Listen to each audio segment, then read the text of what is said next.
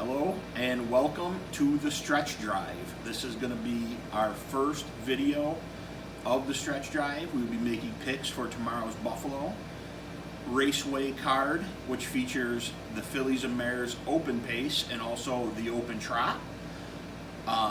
This is our first edition of the stretch drive. Alongside me is Michael Anderson. Mike, how are you tonight? Great tonight. How you doing? Not too bad, not too bad. To start, let's just kick it off with things going on at Buffalo Raceway right now. We got the drivers' race. That's, it's basically over. It's a wrap. Billy Davis has the rest of the field in a chokehold, waiting for them to tap out with 46 wins. Second is a tie between Dave McKnight III and Jim Morrow with 25 wins. Kevin Cummings and Ray Fisher then round out the top five with 22 and 19 wins respectively. Billy just had a great meet, Mike. Yeah, he's driving good horses right now, put him in good position, and looks like he might take this one all the way. Yeah, I mean it looks like he's going to be a wire-to-wire winner in the drivers race this year. As they say in horse racing. The trainers race, much the same. I mean, Billy Davis leads the drivers, so you look to the trainer side, and it's his trainer Maria Rice leads the trainers by a wide margin. 31 wins on top. Second is Jerry Saramo with 17 wins. Maria's got him in the figure four, and they're about ready to tap out. Yeah, she got a barn full of nice horses, and luckily she got Billy Davis in the driver's seat most of the time. That deadly combination on a nightly basis right there. Jerry Sarama, like I said, is the second. Then we got Mike O'Hole, Sabrina Shaw, who had a big week last week. Last Wednesday she won 3. Saturday she came back and won another one. Sabrina's barn's really heating up. Yep, she looks like she got some fresh stock shipped in, and she's on fire right now. And rounding out the top 5 will be Jim Clouser Jr., who usually is at the top of the list. This meet, Mike, he's not having as much success as he's had. Not as much as he had in the past, but I'm looking for him to bounce back real soon. Yeah, he'll usually gets a fresh stock of a bunch of horses in this time of year, and I look for him to start heating up around Batavia. Yeah, heating up along with the temperature here. Absolutely. Tomorrow night's card, like I said, is a nice card. Let's get right to the picks. What do you think, Mike? Should we get right to it?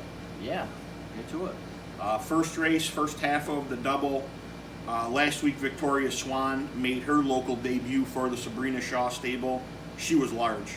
She won by 10 and 57. Billy Davis in the bike again. I don't think they could beat her, Mike. I'm going to have to agree with you on this one. That mare looked impressive. She did look impressive, so I'm going to single her in the double. I'm going to use the 3 Empire Earl Classy Trotter, went wire to wire last week. Riley Asher Stahlbaum's horses have really been moving forward since they've came back from the coronavirus break. True. So I'm going to use Empire Earl. I'm going to key him for second and third with the 1 Activist and the 4 Lucky Guess. So I'm going to key the 2 and use the 3 for second and third with the 1 and 4 to start the card. I'm not going to be far behind you. I love the 2 in here. Actually going to be my best bet of the night. But I'm actually going to use the 1 behind her and the 3 for third, Empire Earl. Let's move it right on to the second race. Second race is usually our biggest race of the night because it starts to pick 5, and nobody likes to pick 5 like me and you do, bro. Anywhere I can bet it, I'm getting down. Pick 5 is a great bet. In the second race, I think there's a lot of value. I think there's going to be a lot of early speed early on, and my top selection is 5-1 morning line. I went to the 5 Arnold with Dave McKnight III in the bike. I went a little different way. I went back to the Sabrina Shaw barn. Not a bad mile. No, Jim Morrow back in the bike. Finished second by 3/4 of a length. I'm going to use that mare on top, Golden Gypsy. I picked her for third. I went Arnold on top. I'm going to also use the 4 Lunar Credit, the 6 Golden Gypsy, and I'm also going to use the 3 Leader of the Pack to start the pick 5. Behind Golden Gypsy, I used the 2 Baines Ariston, and I used the 4 Lunar Credit for third. Moving on to the third race, real head scratcher here. This is a very tough event. I'm going to spread deep in this part of the pick 5. I don't like the 2, 3, and 4 at all. I don't think they have no shot to win the race. My top choice is the 5, Passionate Desire, leading driver Billy Davis. She moves inside for the Brittany Old barn. I gave her my circle. For second, I went with the 1, JK Baby Blue. She comes back to start her 3-year-old filly season off a nice qualifier. For third, I went with the 8, Cracked Glass. Gets Kevin in the bike. I think this horse has a sneaky shot, Mike. I'm going to be right with you. I also circled Passionate Desire. I think that horse might fire right out of there. And for second, I used Rockin' Legend because I think they might both fire out. Yeah. Actually, for third, I went to the 1, JK Baby Blue, and I did use Cracked Glass for fourth in the Superfecta. I'm using 1, 5, 6, 7, 8. I'm using all of them in the pick 5 to keep my pick 5 rolling into the fourth. Fourth race, we're going to the Class A and B handicap for the Trotters. Very nice event. The 1, Rockefeller Lindy, was a beaten favorite last week by the 2, Tear Down the Wall. This horse has been giant in his first 2 starts since the coronavirus break. Addition of Lasix. First start, went first over, back half in a minute. Big third quarter. Last week, Billy had different tactics, put him right on the front. Was an easy wire-to-wire winner in 158-1. This horse is getting better every start, Mike. Powerful Maria Rice barn. I like the 2, Tear Down the Wall in this one. Yeah, better every start. The additional Lasix. Hot barn. I did go a little bit different way from you. I like the way Rockefeller Lindy raced. Second start back, going to the AB handicap and drawing the rail. So I used the 1, Rockefeller Lindy on top. I picked him for second. For third, I used the 3, Stayed in My Head as. Very fast trotter out of the Ryan Swift barn for Ray Fisher Jr. I think this horse could get a piece if he minds his manners, but I used the 1, 2 in the pick 5. I'm not far behind there either. I used the 2, 3 behind the 1, and I also threw in the 5, Hard Closer. Before I die, yes. Very nice qualifier. Moving on to the 5th, first half of the mid-double. Class D for $4,000 claimers. My top choice is the 4, Bubbly Stone for Sean McDonough, trainer-driver. Absolutely brutalized in his last start. Sean tried different tactics, and it seemed like everybody else had the same idea. Didn't look like much speed on paper. Sean pressed early. 6 other guys also pressed early, it seemed like, in the race. Got parked 3 wide to the quarter, cleared. Ended up getting cleared by Roll on the Highway, who's a very nice 4-year-old out of the Jimmy Graham stable. I think Bubbly Stone hits weak field here. He got my circle and a single in the pick 5. I agree. I went to Bubbly Stone after the way he got brutalized last week. I used a 3, Autobiographical behind him, along with the 2, Private Equity for third. I went 4, 5, 8 using the 5, Mr. Sideburns, big driver change, picks up Jimmy Morrill anytime that happens. Automatic use, and the 8, Holler at Your Boy, loaded with pace last week, didn't get out till late, closed nice in the stretch. Moving on to the 6th, last part of the pick 5, another head scratcher, Young Trotters, Class D, 4 claimers. Again, we're going to use that same tactic for my circle this time. The 4, Can't Win, goes from a good qualifier with Roxy Vinci in the bike, picks up Morrill. I think he's going to go right down the road and win the 6th. As you can see on my program, circle around Jim Morrill Jr. Always got to use. Second, I went to 2, All About the Chase. Also had a nice qualifier. I think this is a nice up-and-coming trotter for the Caprio barn. The 1, Simon the Diamond for third. I don't think he could win, but I think he could suck along and maybe hit the try. So I went 4, 2, 1 in the 6th. I think Can't Win could be another single. And I went 4, 2, 3. And I think the 3, Bagger, will suck along the rail and get up for third. Classy old timer there. 7th race. Very nice event here for fillies and mares. It's an AB handicap. I think you can make an excuse for just about all of them. I ended up going to the 6, Little Joke, another Maria Rice stable horse, Billy Davis in the bike. Absolutely giant in her first start. Didn't race last week strictly because conflict. They got so many horses, so many nice horses. You got to give other horses a turn. I think Little Joke repeats in here. I think she's the best horse. I think she's the sharpest horse, and she's out of the hottest barn, so I'll take Little Joke. I actually used Bluebell Bonnie out of the Clouser barn. I think you might have a couple levers in here, so I went to Bluebell Bonnie, looking for a first over, maybe second over trip. This is also the first part of the pick 4. I'm going to spread. I use 1, 3, 4, 5, 6 to start the pick 4. Heaven's Diva closed very nice in her first start. I'm just not sure if she's as good as these. The Bayfront got a start for the Old barn. Hasn't been as sharp as they were before the coronavirus break, the whole stable. But this horse with a start raced decent last week. Also has moral, is going to be a factor. Kevin Cummings drives Hey Kobe, raced good last week, and Bluebell Bonnie, always a threat out of the closer, bound to drop it in class. Moving on to the 8, second leg of the pick 4. The 3, Kennel Buddy, made his first start for the Sabrina Shaw stable last week. Coming in from Saratoga, just like Victoria Swan, was an easy wrapped up winner with Kevin Cummings. Gets leading driver Billy Davis this week. I think it's going to be much the same. First over, I think he clears or maybe even tries different tactics and puts him on the front.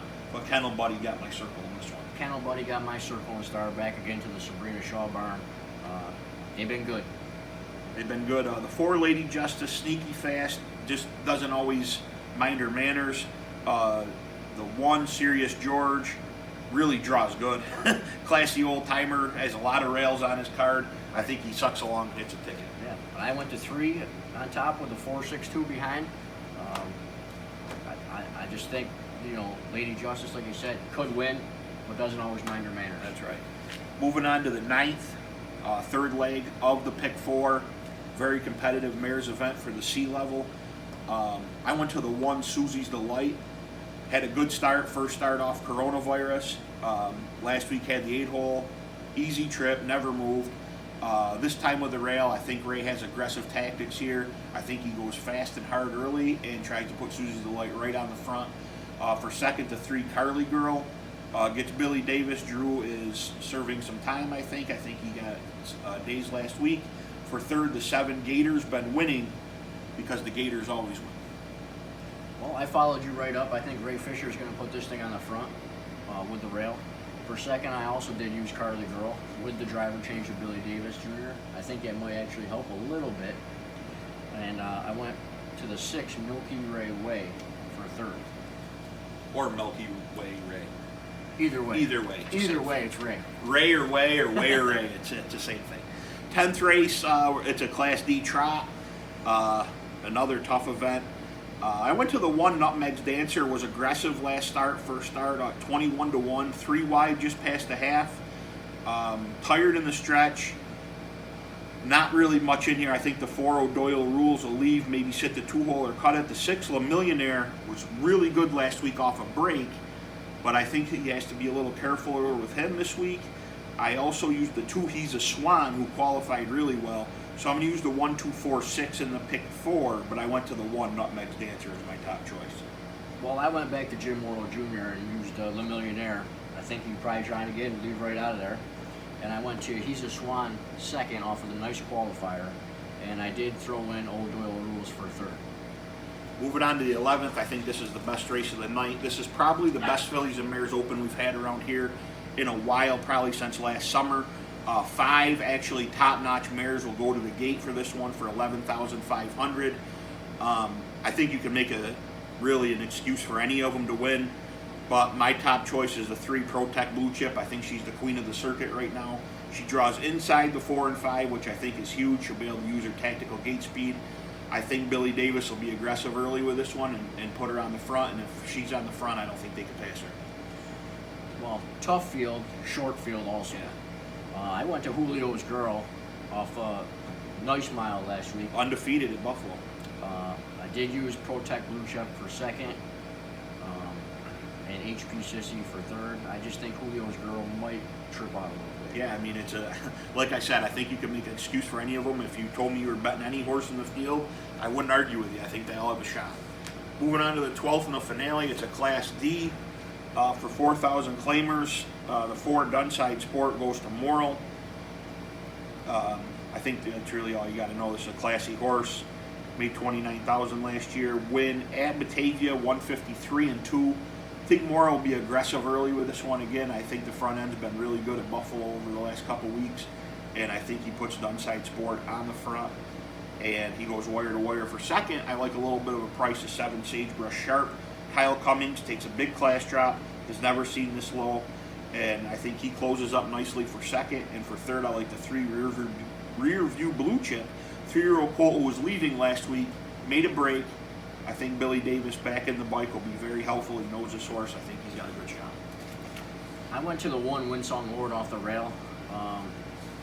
Jimmy Jr. I think he's just going to roll right out of there.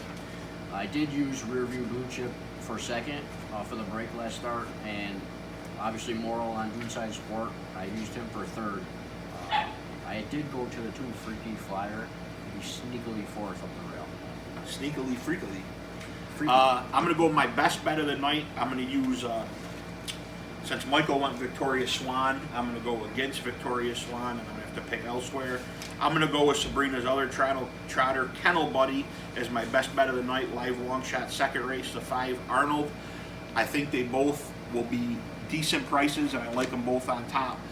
Mike, this project that we're just started now, we're just trying to bring some excitement into harness racing in Western New York and all around.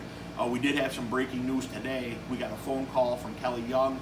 She's the head of the New York Sire Stakes circuit, and she asked us if we'd be interested in, doing some picks for the Sire Stakes, which was a no-brainer for us. So that was very exciting for us. So starting Sunday is the 3-year-old filly trot, New York Sire Stakes edition at Tioga. Look for our picks for that. Our picks for tomorrow's card will be up tomorrow with this video. Saturday we got another big card at Buffalo. And here in the living room, this room right here that we're in, The simulcast center. this is the simulcast center. This room has a lot of history to it. If these walls could talk, Mike, would you be nervous of what they were going to say? I would hope they wouldn't talk. Yeah, I think they would tell a lot of stories that wouldn't be good for a lot of people, including myself, including you. I'm going to take a sip of beer. Yeah, on that note, I'm a little thirsty. I'm getting a little, caught up here. A lot of horse racing going on in this room, amongst other things. Yes. So tomorrow, open trot, open mares. Last Wednesday, it was ladies' night at Buffalo Raceway between the mares and the trainers, with Sabrina and Maria winning half the card. I think tomorrow night, Mike, could be a lot of the same. Absolutely. I mean, some of 2 of the best barns, really. Yeah, I mean, they got nice horses. They do the work. I mean, you could tell, just by looking at the horses on the track, the horses always look nice. They got nice, they always look ready to go. I think tomorrow's going to be a big night at Buffalo. The picks are good. The money's good. I love making money. Who doesn't? If you want to make money, watch the video, get the picks. They're free, baby. Join the stretch drive. We'll be here for you for a while. Follow us on Twitter. Follow us on Twitter. Have a good night.